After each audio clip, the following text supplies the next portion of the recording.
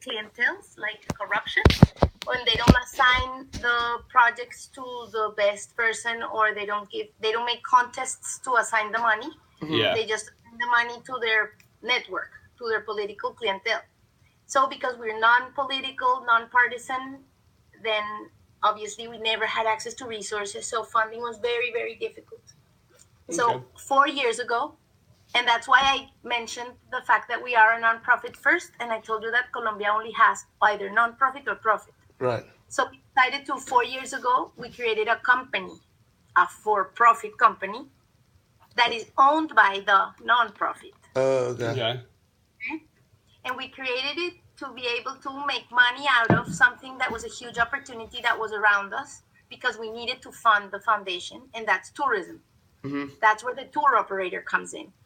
With the communities we work with, and by using our own expertise in logistics and everything that we had learned how to do in the field with the communities, we became a tour operator.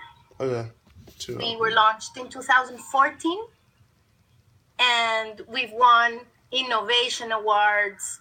It's been a really cool startup. Yeah, it's and awesome.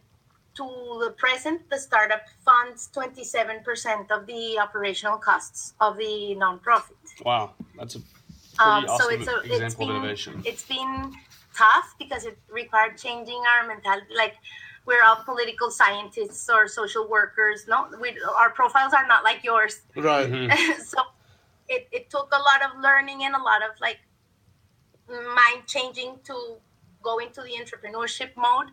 But we did, and we've been doing it great. Then last year, on 2015, because this had been such a good idea, we decided to open a hostel. Okay. And we have a hostel in Cartagena, and the hostel doesn't give us money. It belongs to the NGO and to a group of investors. The hostel doesn't give us money, but it saves all our rent, utilities, and internet costs. Okay. So we have a great office, and we don't have to pay anything for it. Got you. Okay, it's like. So again, now, if you add up that, then we are self-funding 51% of the non-operational costs of the foundation. Okay. Which allows us for having smaller, for example, the strategy that we're going to talk about, the one of the donations. If we had to include all the other costs, then it wouldn't be 100 people of $40. It would probably be like 250 people of $40. So that's more or less how it works. Okay. Now, recently, like last year, we met a couple of Australian entrepreneurs. And this year they came to live in Cartagena, and they opened a social cafe. Again, belongs to the foundation, contributes to its funding, and it's Australian investors. Okay.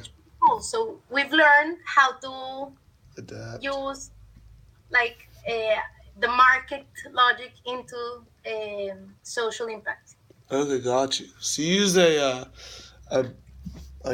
business that's owned by the nonprofit to create self-sustaining company. Okay. So when we have like the two companies that have investors, the cafe and the hostel. Yes, ma'am. The NGO owns partially. Like we have some portion of the company belongs to us, not all of it. Right. In case of the tour operator is fully belongs to the nonprofit.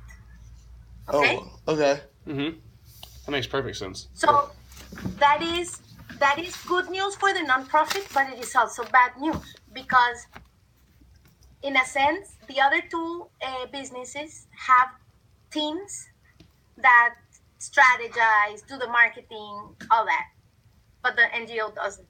And the NGO doesn't have so that's why we go to Arkansas and we say we need help because we don't know about marketing. We need help from people like you to help us do the marketing strategies because we have businesses.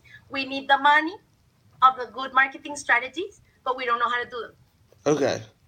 So that's because we are the full owners of the company, and we really, on the marketing side, we're very, very, very poor. Okay. We don't know how to do that. Okay. Right. Okay. That's something hopefully we can help y'all with.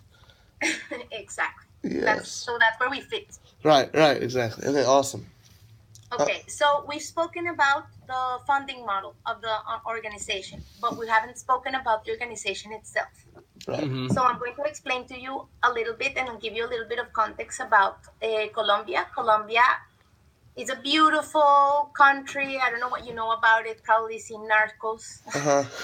Yes, I've seen Uh, Narcos. what else do you know about Colombia? Um.